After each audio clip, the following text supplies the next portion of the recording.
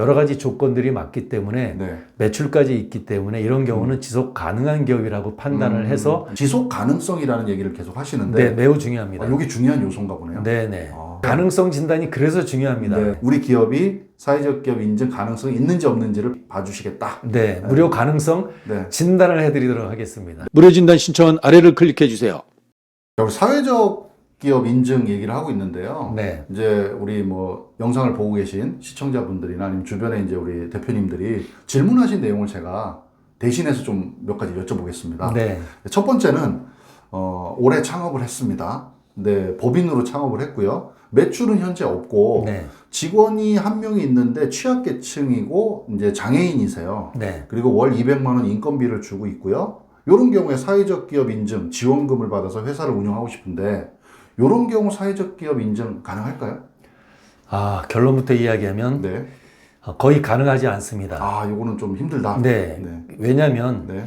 지금 법인이고 직원을 고용해 있고 네. 이런 제반적인 조건들은 대부분 갖췄습니다. 네. 한마디로 99%는 잘 갖추셨는데 네. 결정적인 하나가 있습니다. 뭘까요? 지원금을 준다라고 한다는 것은 네. 뭔가 그 기업이 네. 지속 가능해야 되지 않습니까? 그렇죠. 지속 가능한 그 부분을 무엇으로 보냐면 매출로 봅니다. 네네. 매출이 지금 현재 없기 때문에 네.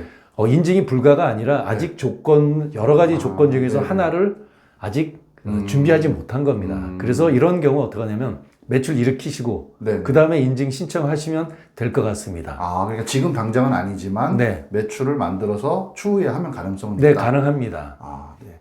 자, 그다음에 두 번째 우리 질문하신 거 한번 여쭤볼게요. 네. 창업은 작년에 했고요. 네. 작년에 또 여기도 매출이 없네요. 작년에 매출은 없고 올해 월 매출이 1,000만 원.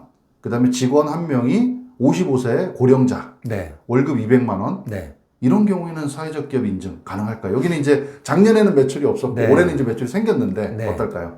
만약에 그 기업이 작년에 매출이 없는 때 신청했다라면 인증이 거절될 수 있었습니다. 네, 네. 그런데 작년에 창업해서 매출은 없었지만 올해 매출이 있지 않습니까? 네, 네. 올해 매출이 있고 그리고 법인이고 그리고 취약계층 인원을 네. 30% 이상 구성한 여러 가지 조건들이 맞기 때문에 네. 매출까지 있기 때문에 이런 경우는 지속 가능한 기업이라고 판단을 해서 네. 인증 신청하면 좋은 결과가 있을 거라고 생각이 됩니다. 그러니까 지금 아까 첫 질문도 그렇고 두 번째 질문도 그렇고 지속 가능성이라는 얘기를 계속 하시는데 네, 매우 중요합니다. 여기 중요한 요소인가 보네요. 네네. 좀 세 번째 한번 여쭤볼게요. 네. 법인으로 창업을 했고요. 네. 이번에는 이제 직원이 2명이 있습니다. 그리고 한 명은 배우자, 결혼 이주민입니다. 네. 그리고 한 명은 자녀인데 장애인입니다. 네. 근데 이런 기업들 사회적 기업 인증 가능할까요? 얼핏 보면 네. 법인이고 네. 또 매출도 있고 취약계층도 있으면 그렇죠. 대부분 인증이 가능할 것처럼 보입니다. 그렇죠. 그러나 여기에 한 가지 문제점이 있습니다. 네, 네, 네.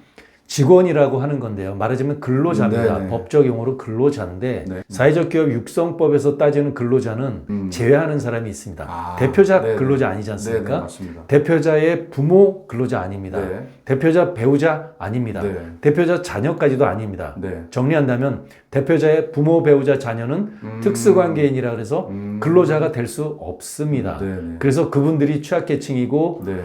구성 요건, 급여도 제대로 주고 다 요건에 맞췄다 하더라도 네, 네. 특수관계인은 근로자가 아니라 이 경우 나머지는 다 맞았는데 한 가지 근로자가 없다라는 겁니다. 여기에는 네. 사회적 기업에서 이야기하는 겁니다. 그러니까 이게 지원금 같은 경우, 그러니까 고용노동부에 나오는 지원금들도 원래 가족은 또 신청을 못하게 되는 네네. 거랑 특수관계인, 네, 특수관계인을 따집니다. 특수관계인은 이제 사회적 기업 인증도 좀 힘들다. 네, 그렇습니다. 아예 그 신청 조건에서 안 되는 거예요. 직원이 아니라고 보시면 됩니다. 네. 그냥 4대 보험에 가입돼 그러니까 있다 직원이 없는 거랑 하더라도 똑같은 거네. 근로자가 아니라고 생각하면 됩니다. 네네. 자, 마지막 네 번째 질문입니다. 네. 법인 기업이고요. 직원은 시급 알바 1명, 그 다음에 외국인 근로자 2명 있습니다. 네. 이런 경우는 사회적 기업 가능할까요?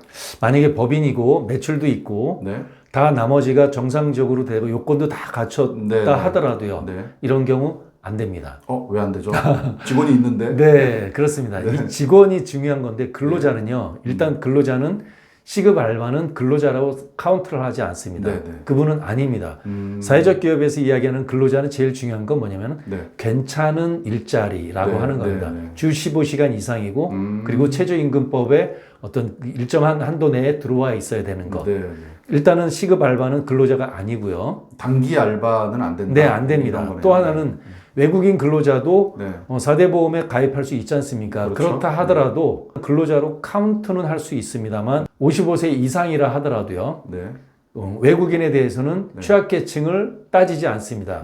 그 취약계층이라고 하는 거는 내국인 근로자. 아, 내국인. 네, 그렇습니다. 네네. 이 경우 그래서 해당 사항이 없기 때문에 네. 나머지는 다 갖췄어도 네네. 취약계층 내국인 근로자가 아니기 때문에 네네. 인증 거절됩니다. 아, 여러 가지 지금 조건 맞춰야 될 게 좀 있네요. 네, 있습니다. 그래서 저희가 이제 사회적 기업 이제 우리 소장님하고 계속 얘기를 하면서 네. 우리 회사가 될지 말지를 우리가 진단을 해드리겠다고 계속 말씀을 네, 하시는데. 가능성 진단이 그래서 중요합니다. 네네. 그래서 그 부분을 이제 무료로 신청을 하시면 네. 우리 기업이 사회적 기업 인증 가능성이 있는지 없는지를 봐주시겠다. 네, 무료 가능성 네. 진단을 해드리도록 하겠습니다. 네. 오늘은 지난 시간에 이어가지고 사회적 기업 인증 좀 우리 사업주들이 자주 하는 질문에 대해서 4가지 정도 살펴봤습니다. 다음 시간에 또 이런 내용 또 말씀 같이 네, 하시죠. 현장에서 벌어진 네네. 매우 유익한 사례를 네. 공유하도록 하겠습니다. 네, 감사합니다. 고맙습니다.